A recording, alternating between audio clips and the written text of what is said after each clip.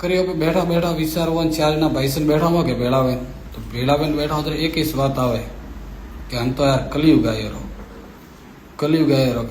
आयो तो आयो की कर कलयुग लावा वाला तो ओपे सो बीजा तो कोई है नहीं ओपे अपने संस्कार में अपने हदरे में हाले आओ तो कोई कलयुग नहीं है और बीजी री गुरु महाराज गुरु जो अपन जो उपदेश दे वो उपदेश ओपे ले आओ के बिना में जो गुरु महाराज अपन उपदेश दे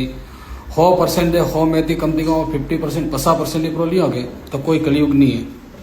और आज की तारीख में कलयुग लावा वाला ओपे इंसानी सो इंसानियत खत्म भी है कि जब कलयुग आवे बीजो नहीं आवतो और बीजो धर्म पुण्य में ध्यान दियो तो अपने कदे कलयुग नहीं आवे और बीजो हर चीज दियो पे उठवाती बैठवाती हालवाती करवाती विचारती मोटा है गणन माँ भाई माँ हजमो बाप हजमो छोटा है तो बेन हजमो तो कोई चीज रो कलयुग